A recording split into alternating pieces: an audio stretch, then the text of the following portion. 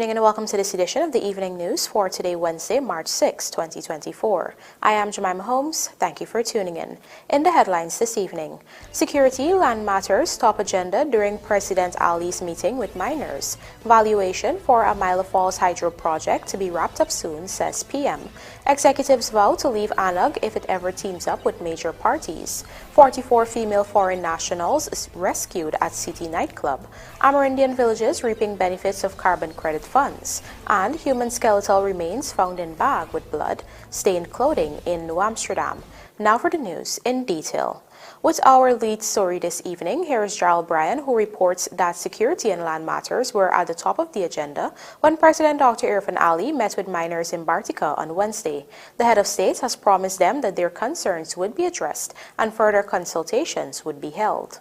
On Wednesday, President Dr. Irfaan Ali visited Bartica, Region 7, where he met with miners. Their concerns include security, particularly in the wake of the murder of 50-year-old miner Mohammed Zahir Sharif and 26-year-old porter Donovan Washington. President Ali, who was accompanied by Commissioner of Police Clifton Hicken, reassured them that security in the interior is a priority for the government and will be addressed. At the same time, however, he urged miners to network with each other. One of the things that a lot of miners have now is they have their own security apparatus. They've been facilitating the firearms for miners, security companies and so on. So we got to see how we can. One is the weakness I find is that all you miners who are mining in a locality, when you go into an area, you got to build a network among yourselves so that you can support each other.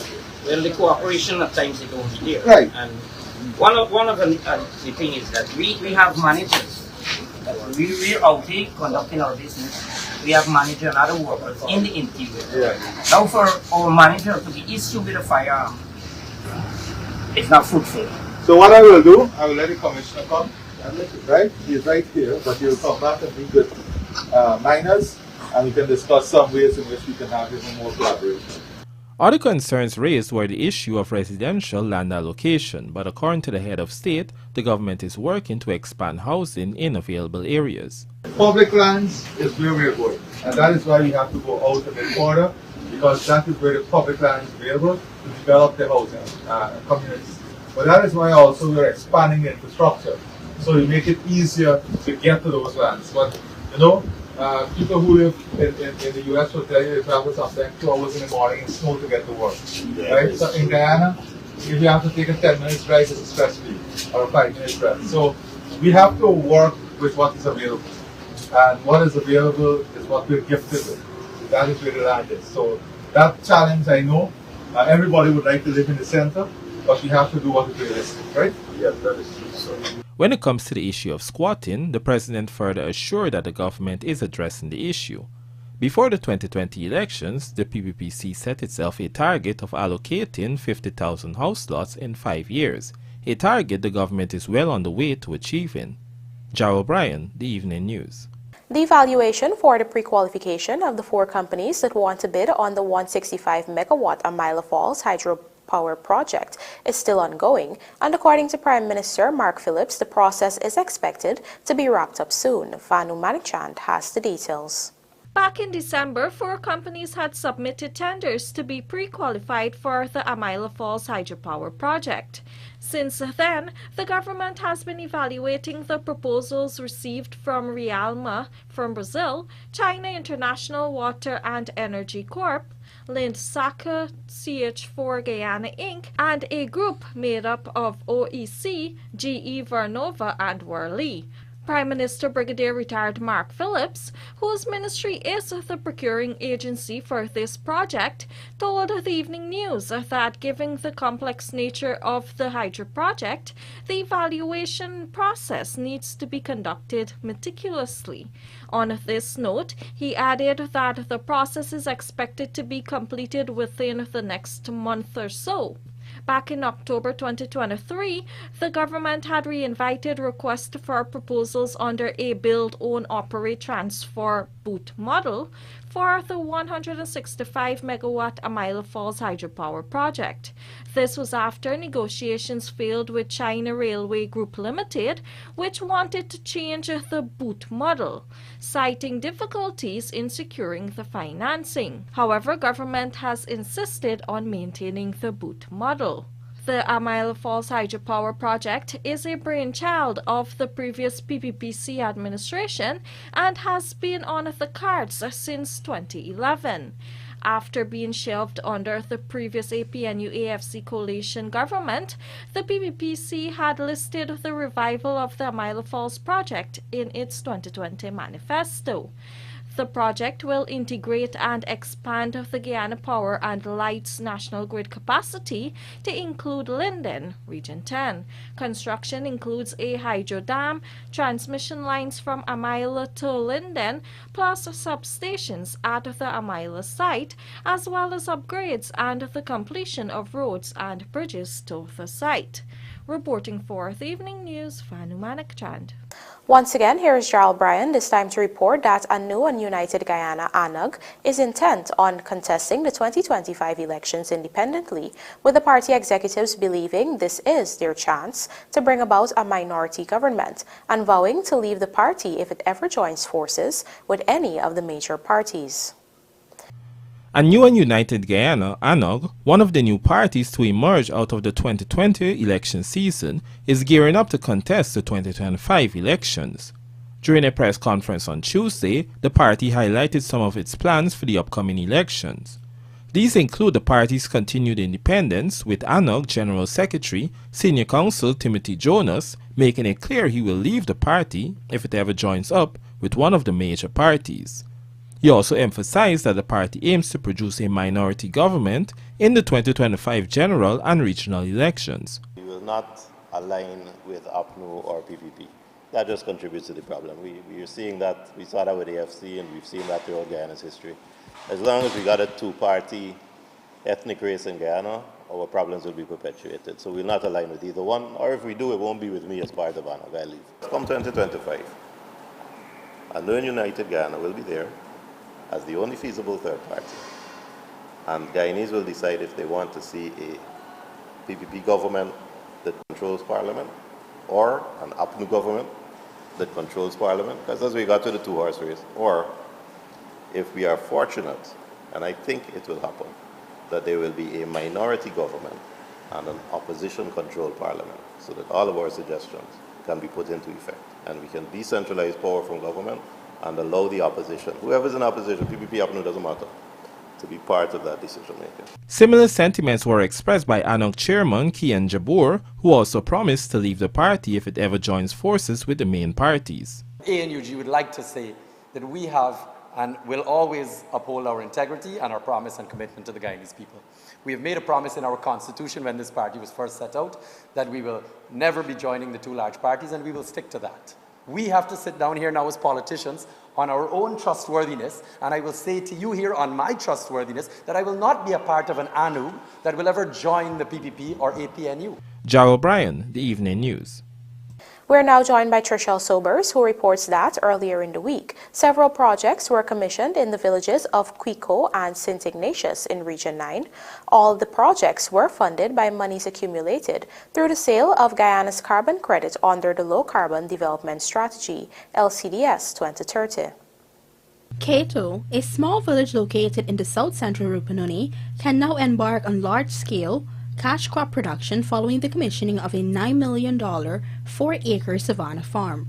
The farm is expected to allow the villagers to cultivate crops such as sweet peppers, bora, shallot, and watermelon, among other varieties of crops, to supply the government's hot meal programs. The initiative was conceived holistically by the community, recognizing the importance of the government's food safety, food security, and financial stability. Meanwhile, over $20 million worth of projects were also commissioned in St. Ignatius. These include a farine factory to boost the local economy and provide jobs, and an extension hot meal kitchen that will ensure primary school children receive the nutrition they need. All the projects were commissioned by Amerindian Affairs Minister Pauline Sukai. During her address to villagers, Sukai assured that the government will continue to support the development of Amerindian communities through policy and funding. For the Ministry of Amerindian Affairs, we continue to be funded. We will be providing presidential grant. We'll be providing support under the capital projects for projects that we would have received from the leadership of your communities across the length and breadth of this country. And the prioritization of those will take place, and then we will be able to proportionately support projects in various villages. The minister also underscored that while income generation is an important factor, creating employment opportunities for residents is another crucial element of projects. Trishelle Silbers, Evening News. Let's now tell you that 44 female foreign nationals were reportedly rescued following a trafficking in persons operation carried out at a popular nightclub along Robb Street, Georgetown on Monday evening. The women have reportedly been taken into protective care, and an investigation has been launched into the alleged acts of trafficking in persons and other forms of exploitation and abuse. Additionally, law enforcement officials discovered a .32 Taurus pistol and 8 rounds of ammunition on the premises. The operation was executed by the Home Affairs Ministry, Guyana Police Force CID Trafficking in Persons Unit, and the Human Services and Social Security CTIP Unit. The operation was initiated based on intelligence received. Coming up on the other side of the break, human skeletal remains found in bag with blood-stained clothing in New Amsterdam and large quantity of prohibited items confiscated during events at Lenora Stadium. More news at the end of this short break.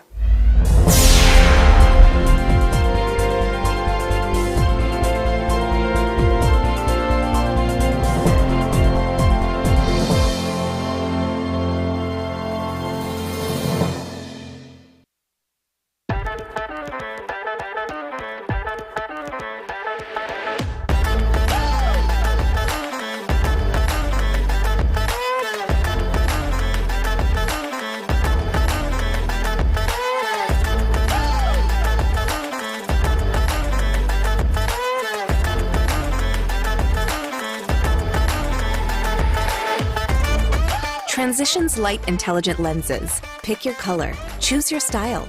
Available at Optique Vision Care.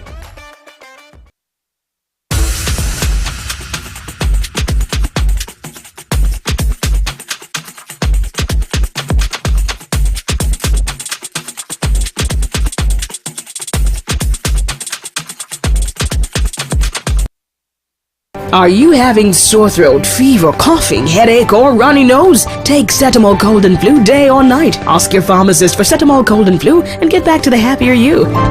Distributed by Massey Distribution.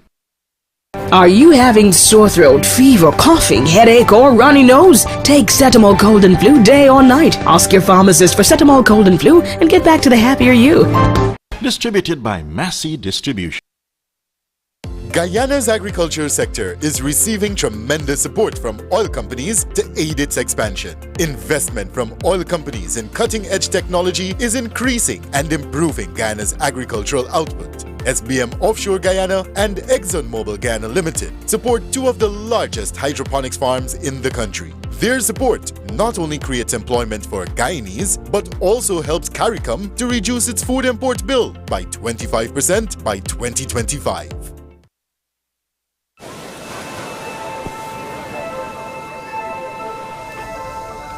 Dad! Dad! Is that real? आप लोगों को नजर आ रहा है?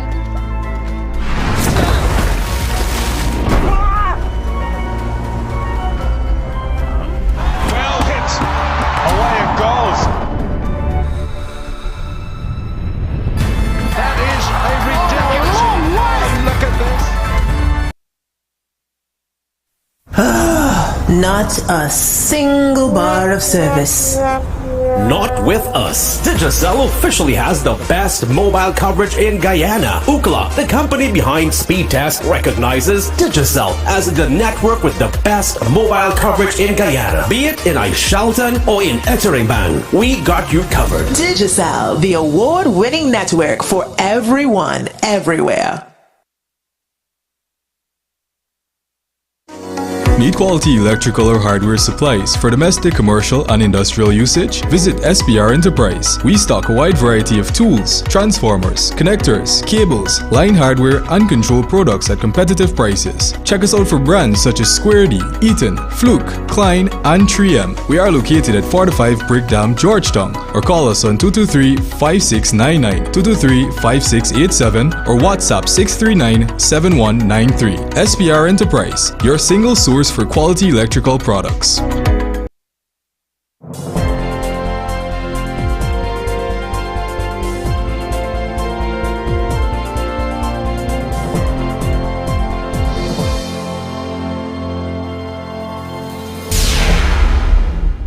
Welcome back. Thanks for staying with us.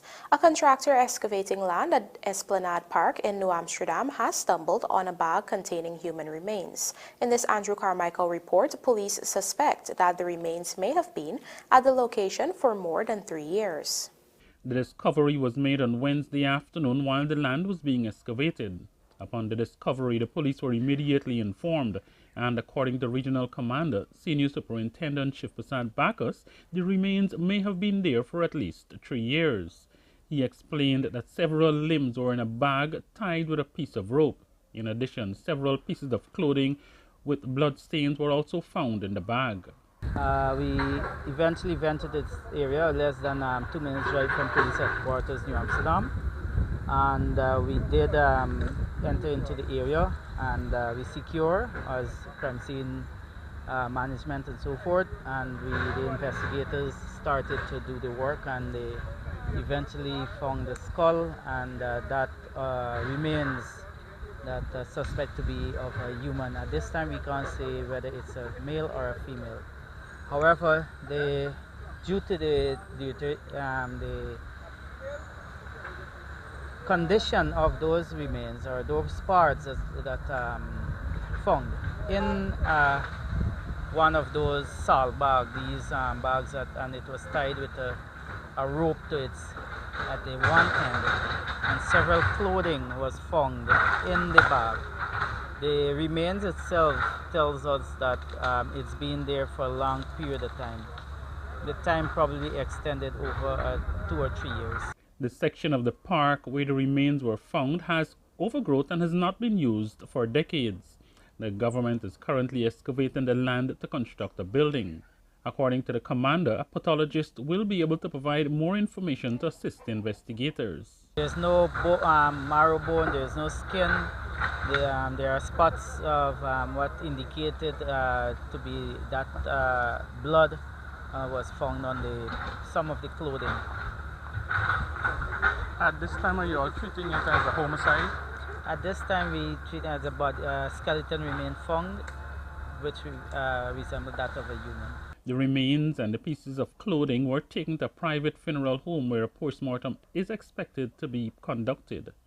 Andrew Carmichael, The Evening News. Following an inspection of the Kingston Good Wharf, Public Works Minister Bishop Juan has been reassured that 40% of the work is completed. Here are the details in this report. The Kingston Landing facility is being upgraded to provide an enhanced travel experience for commuters as well as to facilitate the AV Malaysia, an Indian-made roll-on, roll-off ferry. The project is being undertaken by Cares Engineering Incorporated to the tune of US $5 million. So far, the wharf's platform has been constructed, including the driving of piles, capping of beams cast, and casting of deck slab. Additionally, half of the passenger terminal building has been erected. During his inspection of the facility, Minister Edgell was informed that construction works on the storage bond, link span bridge, and mechanical, electrical, and plumbing systems are yet to commence. This is as a result of the ongoing operations at the Transport and Harbour Department, which involves the loading and offloading of ferries and supply of service benefiting thousands of individuals from Port Georgetown to Region 1. The engineers have requested that the government suspend or relocate operations until the project is completed. In response to this challenge, Minister Edgell indicated that alternative options to accelerate the project without disrupting T&HD operations will be determined soon. Moving the operations from the Kingston's Good Wharf to somewhere else would have cost us in excess of $300 million. So we are working out a modality of how we could operate and how the contractor will still continue his work. EDEL hinted that one of the methods to alleviate the issue may be to adjust the timing in which ferries operate. We'll have to make some adjustments in terms of time, because while we are loading boats and unloading boats, safety of those who are operating must be taken into consideration.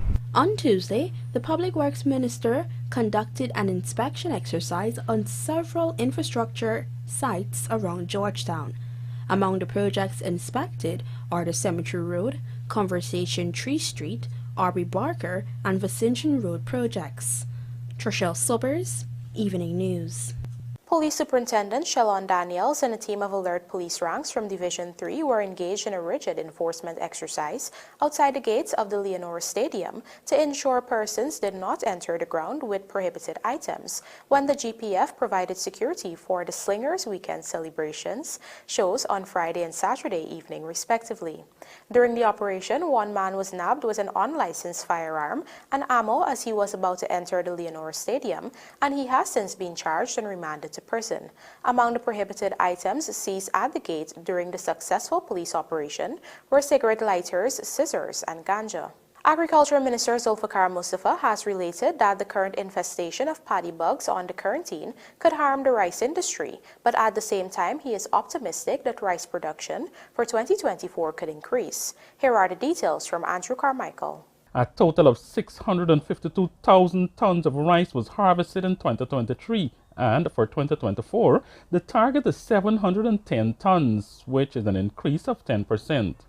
The effects of El Nino and the infestation of paddy bugs have severely affected the current crop.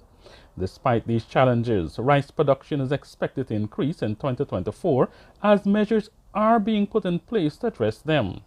However, two of the areas more affected by the infestation of the bugs are Crabwood Creek and the Central Quarantine, with farmers claiming that the quantity and quality of rice would be severely affected. As such, Agriculture Minister Zulfikar Mustafa related that the Guyana Rice Development Board, GRDB, is currently engaging farmers on the issue, intending to eradicate the pest to avoid further destruction. Because it's important that we produce maximum output this time. And I hope GRDB have been working with you all in this community so that we can tackle this problem. Last week Sunday I had a meeting with all the extension staff, including your staff here in Blackbush.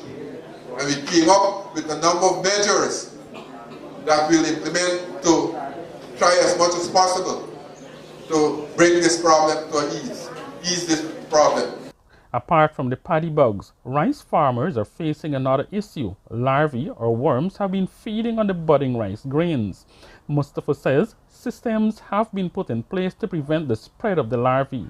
I'm hoping that some of the systems that we have put in place are working, and we have to continue to pay attention to this important issue, or else we'll have the quality of the production will not be there that we want. While expressing optimism, Mustafa noted that it is not only the quarantine which is being affected. We're getting problems not only in Berbice but across the country, the paddy bugs and the coral leaf, the worm. But the GRDB are on it. We are working with the farmers to get it eradicated. But I'm very optimistic that we'll be successful in a matter of time, because we have had this crisis before and we have worked with the farmers to get it done. For the Evening News, Andrew Carmichael. Hope and Justice Center, which was recently commissioned at Lusignan, East Coast Demerara, has received a boost from the United Nations Development Program to fight gender-based violence. More in this Trishelle Sobers report. On Tuesday, the UNDP handed over several pieces of equipment to the Human Services and Social Security Ministry to boost the fight against gender-based violence. Among the items received were laptops, desktops, audio speakers, and tablets. Subject Minister Dr. Vidya Prasad related that majority of the equipment will be utilized to operationalize the Hope and Justice Center at Lusignan, East Coast Demerara. These technological assets will significantly enhance the capacity of the ministry and its partners to provide comprehensive support to survivors of gender-based violence. She also indicated that the provision will strengthen Guyana's response mechanisms, reaffirm its collective resolve to eradicate this pervasive issue, and create a safer, more inclusive society for all. The Hope and Justice Center will significantly benefit from all that you are providing to us today, so it becomes an efficient working operation where persons can access hope in the form of psychosocial support, counseling, medical intervention, legal intervention, and yes, even make a police report right here. Further, the remaining electronic devices will be used by other centers in regions 1 and 3 when they come on stream. This, Minister Prasad noted, will be ready before the end of the first quarter of 2024 and will aid in the data collection of gender-based violence cases of victims and perpetrators. Now, moving forward in a modern world, we must have digitizing of records. We must have not only the collection of data, but the analysis of data, and we must also have the generation of reports. So that pillar that UNDP was responsible for continues to give, because prior to this, we also received technical support to develop the kind of software that we need and tablets to collect that data. During her brief remarks at the handing over ceremony, the Deputy Director of UNDP, Linda Maguri, explained that the act of data collection is vital to uproot the causes of gender-based violence in all countries. In this regard, she signaled the organization's commitment to work along with the ministry to improve and expand its capacity to generate, analyze, and produce data. At the end of the day, initiatives like this are intended to really get at, root causes of the problem, but also, to attend to survivors and give them the tools that they need. So the Spotlight Initiative, I think, I've had a chance to see it in several countries in the Caribbean, and it's great to see how it's being implemented. Trishelle Sobers, Evening News. And now for a look at the bridge reports. The Demerara Harbour Bridge will be closed to vehicular traffic on Thursday, March 7th, 2024 at 2 hours 30 for a period of 1.5 hours. Meanwhile, the Beverage River Bridge is expected to be closed at 14 hours 10 on Thursday, March 7th, 2024, also for a period of 1.5 hours. President Ali backs West Indies for third T20 World Cup title. This and more coming up in the Sportcast, sponsored by MacCorp.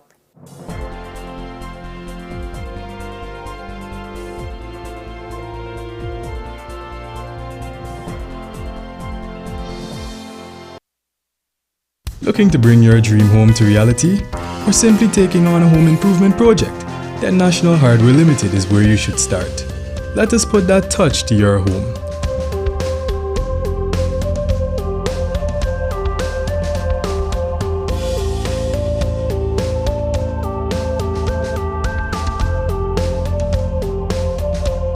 Choose from over 1,000 Berger Paint original hues for any surface.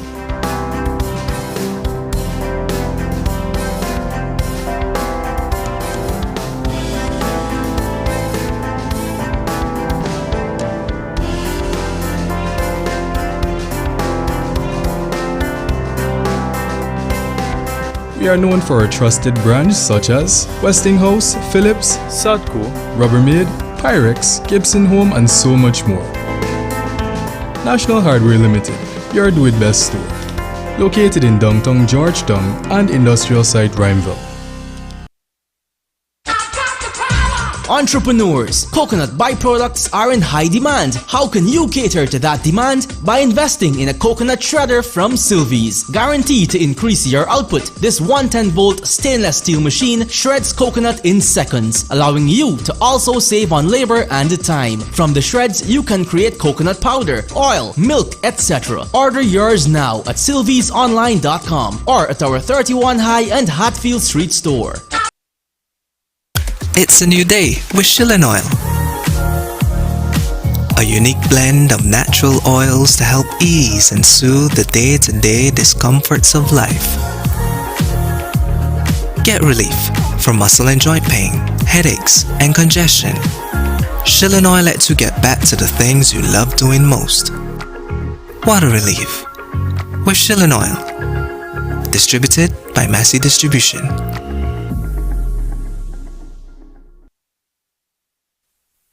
Experience more than award-winning speed. Way more. Get the best that LTE has to offer on Digicel, officially the fastest mobile network in Guyana. UCLA, the company behind Speedtest, recognizes Digicel as the best mobile network in Guyana. With the best LTE experience and the fastest data speeds, experience it all with Digicel, the award-winning network for everyone, everywhere. Stop the finest in the country, both ceramic and porcelain.